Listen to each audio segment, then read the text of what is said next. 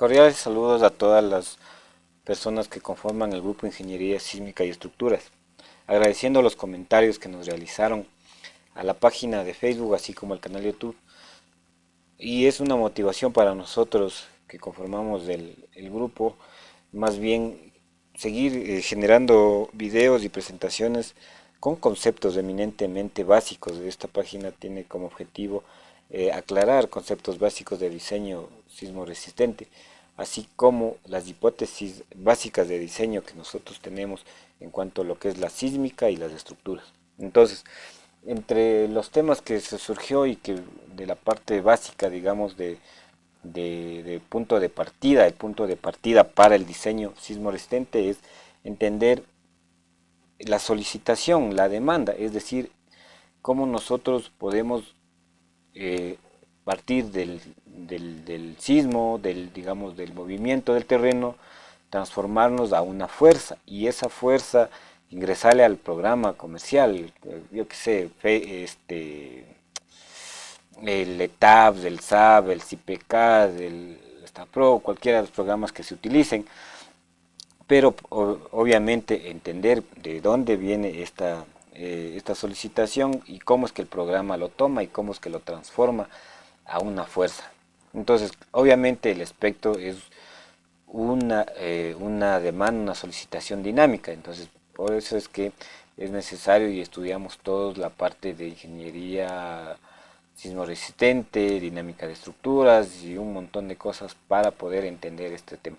Entonces, está enfocado también básicamente para los estudiantes que, que comienzan con la parte de dinámica de estructuras, de ingeniería sismo resistente y para los profesionales que también están en el campo del diseño estructural y que de pronto necesitan un poco refrescar los conocimientos sobre este tipo de temas.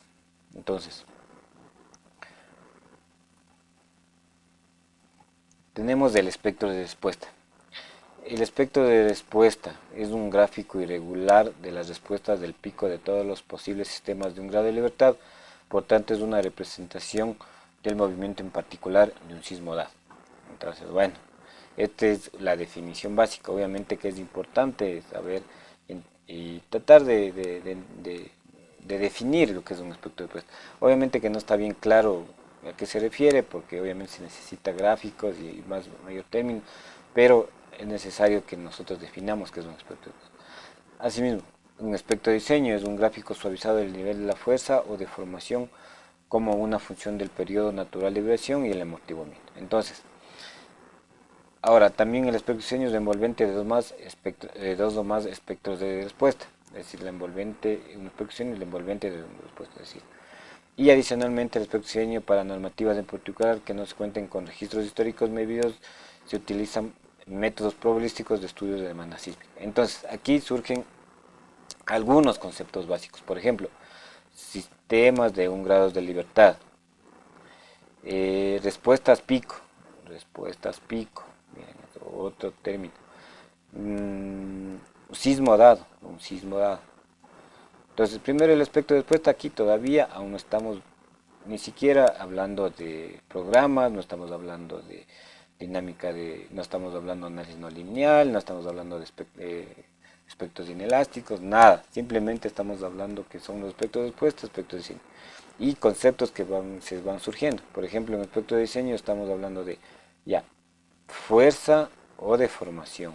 Aquí sí ya en el espectro de diseño ya se habla de fuerza o deformación y periodo natural de vibración. Y también algo de amortiguamiento. Estamos hablando de envolvente y estamos hablando aquí de métodos probabilísticos, de estudios de amenaza sísmica. Entonces, y también lo que son registros históricos. Entonces, aquí hay algunos conceptos básicos que vamos a aclararles en las siguientes presentaciones. Vamos a ir. Entonces, comencemos con el espectro de respuesta. Ya, hablamos de sistemas de un grado de libertad. Entonces, estos representan los sistemas de un grado de libertad, es decir, un péndulo invertido representa un sistema de un grado de libertad. Ahora, ¿por qué es de un grado de libertad? Porque necesitamos una coordenada generalizada para describir el movimiento, es decir, con una coordenada, es decir, con una componente, yo que sé, en X, o en Y, o en Z, que el péndulo invertido se mueva, digamos, genere un movimiento, con una coordenada cualquiera podemos describir este movimiento. Eso es el sistema de un grado de libertad, que se pueda describir el movimiento. Entonces, y obviamente la descripción más y la, digamos, la representación más básica del movimiento es un péndulo, para poderle nosotros describir el movimiento. Entonces, esto sería el sistema de un grado de libertad. Ahora, el péndulo invertido es un sistema de un grado de libertad. Y si es que nosotros construimos, por ejemplo, diferentes péndulos con diferentes periodos de natural diversión, se acuerdan que también se definió periodo natural, es decir, cada péndulo obviamente tiene su diferente masa, si es que vamos aumentando la masa, miren, una masa 1 hasta una masa m. Cada masa, si es que nosotros le aplicamos una fuerza al péndulo, esta va a tratar de moverse con su periodo natural de vibración, con un periodo t natural de vibración. Es decir, viene para acá el péndulo y regresa. ¿Sí? Regresa, entonces el tiempo que tarda en completar se llama periodo, el tiempo que tarda en completar un ciclo se llama periodo. Entonces, cada péndulo invertido tiene su propio periodo natural de vibración en función también de su rigidez, digamos. Entonces va a tener una respuesta máxima, Entonces, ahora simulemos que este carrito aquí, como especie de patineta, va a ser el suelo, es el suelo que nosotros tenemos. Y si a este suelo le aplicamos una excitación, en este caso ya el sismo, movemos la base, es decir, el suelo se mueve. Nosotros vamos a simular que la patineta es el suelo, y obviamente que se va a mover con la excitación. Obviamente tendrán en cuenta, se acuerdan que en la definición decía un sismo dado. Entonces, un sismo dado es, por ejemplo, este de aquí, una excitación. Aplicamos la excitación, la base se mueve, el suelo se mueve y mueve los diferentes sistemas de un grado de libertad o péndulos. Y cada uno con su propio movimiento va a generar unas respuestas máximas. Es decir, cada pendulito va a tener un desplazamiento y indirectamente una aceleración. Y va a tener una aceleración máxima. Tengan presente esto, que cada pendulito va a tener un desplazamiento aquí con un cierto periodo, y indirectamente vamos a tener una aceleración máxima. Ahora, ¿cómo representamos todo este sistema en digamos, en un modelo tridimensional? Dice una definición física del espectro de respuesta y aceleración. Entonces, aquí hay que citar la fuente y más bien felicitarle al ingeniero Freddy Lanza, que es parte de los docentes del grupo sísmica de adiestramiento, en el cual dictan seminarios, cursos sobre ingeniería sísmica. Entonces, está bueno, también sería bueno que se pasen un ratito, no es por mencionar la página, pero realmente son muy buenos, tienen muy buen material, y nada, agradeciéndole al ingeniero Lanza por la apertura que dio en la parte de, hay unos diplomados en ingeniería sísmica, y es tomado de ahí la parte de esta gráfica. Entonces, por ejemplo, retomando el tema, entonces vamos a representar todo este movimiento tridimensionalmente. Entonces, el movimiento de la patineta, vamos acá, el movimiento de la patineta,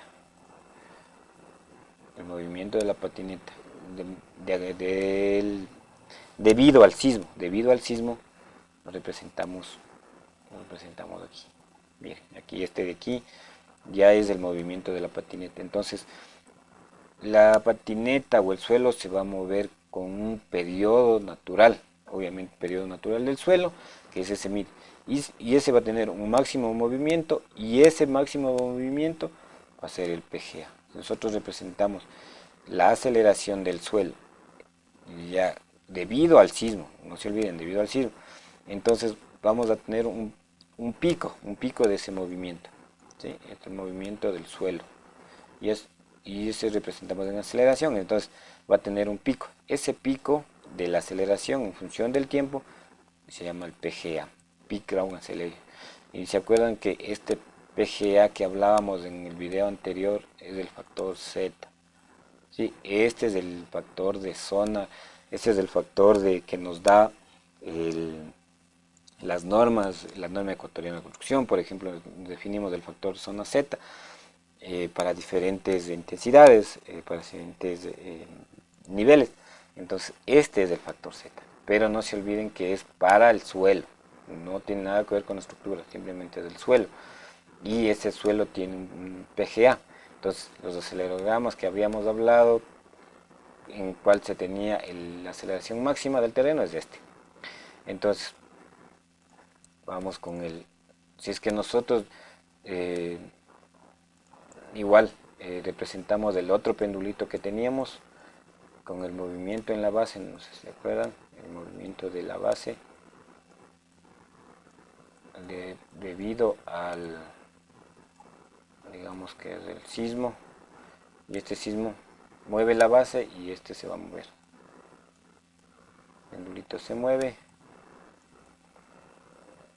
entonces generan unas respuestas máximas, ¿sí?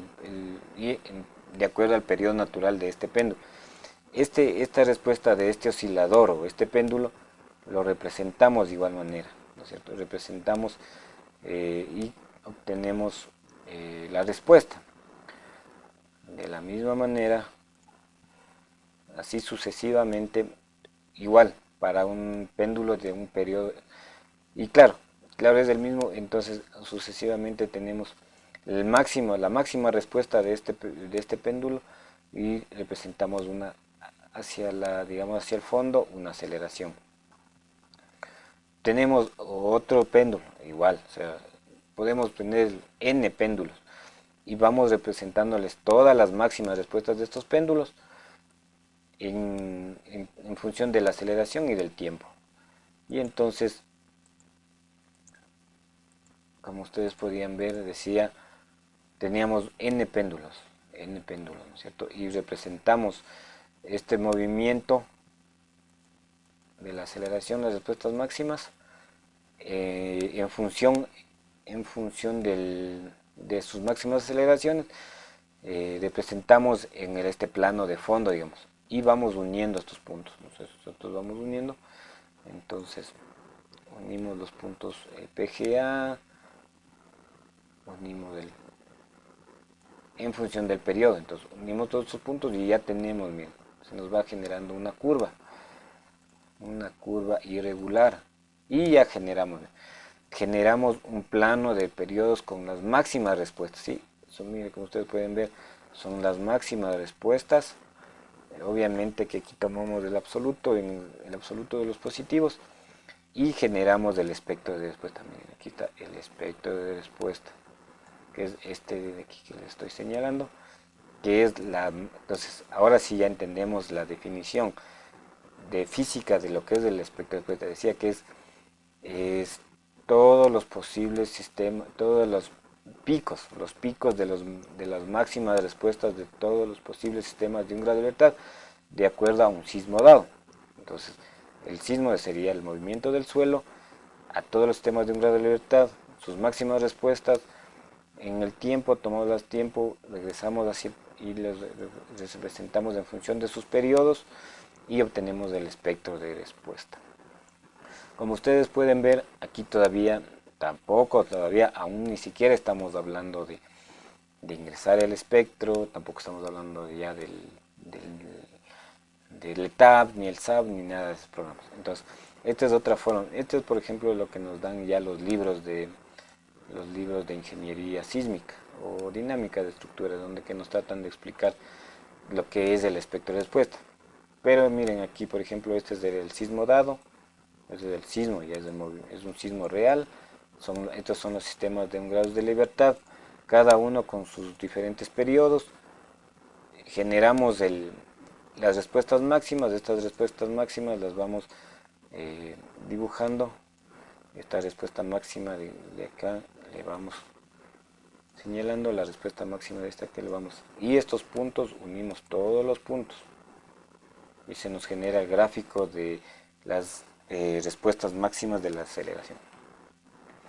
Entonces ese sería el espectro de respuesta. Ahora vamos con el espectro de diseño.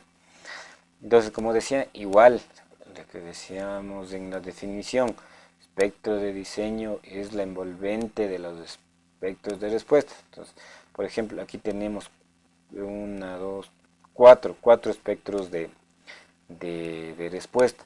Entonces, es decir, tenemos 4 sismos.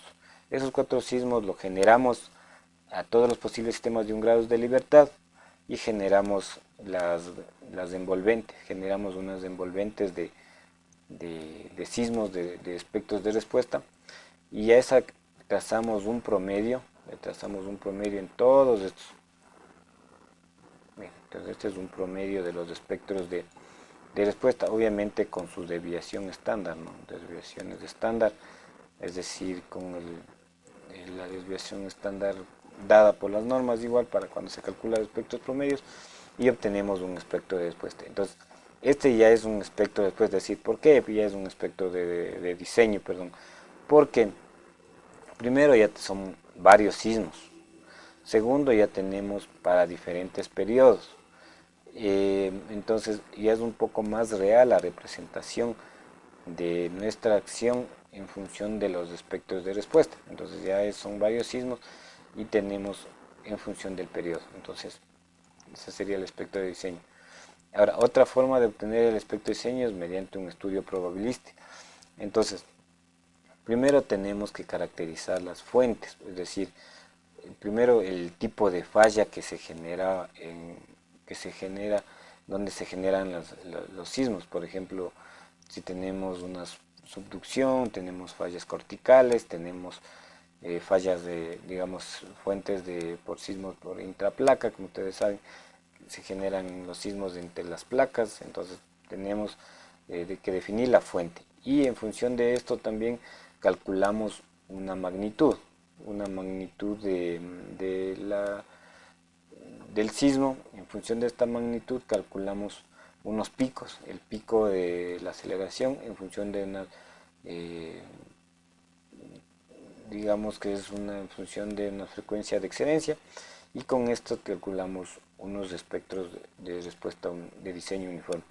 Obviamente, no sé si revisan el código, en las páginas nos dan curvas de excedencia en función del PGA, digamos en función en función del periodo, y en función de la tasa anual de excedencia. Entonces, todas estas curvas ya son un poquito más elaboradas, se necesita un poco más de conocimiento primero de ecuaciones de atenuación, de obtener claro los tipos de fallas que se generan en la subducción, en las fallas corticales de la corteza.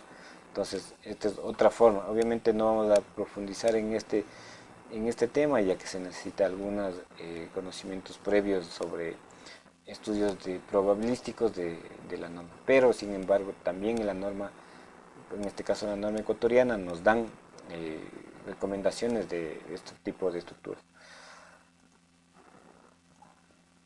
Ahora, hablemos un poquito de los espectros y el tipo de suelos. Como ustedes notaron, ya tenemos claro que los espectros de diseño se obtienen de dos formas, digamos, los más conocidos, mediante la envolvente de espectros de respuesta, es decir, la envolvente de espectros de respuesta, o estudios probabilísticos. Como pude notar, es un estudio un poco más elaborado. Ahora, ¿por qué influye bastante el tipo de suelo en la generación de los espectros? Porque, como ustedes notaron, se acuerdan que hagamos cuenta que la patineta, en esta parte de aquí, esta es la patineta, este es el suelo. Entonces, obviamente que patinetas del suelo. Obviamente el suelo se mueve, pero va a moverse de diferentes formas de acuerdo al tipo de suelo que se tenga. Entonces por eso es que el espectro de respuesta es bastante sensible al tipo de suelos. Entonces, por ejemplo, nosotros podemos cimentar nuestras estructuras en roca, pero por lo general casi que no es tanto así. Por lo general siempre tenemos unas superficies con suelos, más bien suelos consolidados, suelos en gravas, arenas, arcillas, en donde es importante que tomemos en cuenta los factores de amplificación que se tiene en las normas igual. Entonces, hablemos sobre ya los aspectos de diseño y la influencia del tipo de suelo. Entonces, por ejemplo, nosotros aquí ya tenemos los aspectos de diseño. Obviamente estos aspectos ya de diseño ya se van modificando de acuerdo al tipo de suelo. Entonces, por ejemplo, si ustedes pueden ver este es ya el espectro ya normalizado, suavizado con todos los requerimientos, y sin embargo tenemos ya una meseta. Esta meseta sería más bien en función de los periodos fundamentales, porque ustedes pueden ver aquí, por ejemplo, tenemos un periodo de inicio de la meseta y un periodo, digamos límite del donde que se termina la meseta. Es decir, esto tiene que ver más bien con los periodos fundamentales en los cuales se toma la fuerza máxima de la aceleración. Sin embargo, ya cuando tenemos, por ejemplo, arcillas o arenas, estas mesetas van cambiando. Es decir, va aumentando el periodo, pero obviamente sin aumentar la fuerza de la aceleración. Por eso es que, por ejemplo, para una estructura, a pesar de que se tenga la misma solicitación, pero el periodo aumenta, entonces quiere decir que la estructura se mueve de diferente manera, es decir, va a tener frecuencias de vibración diferentes, solamente por el tipo de suelo.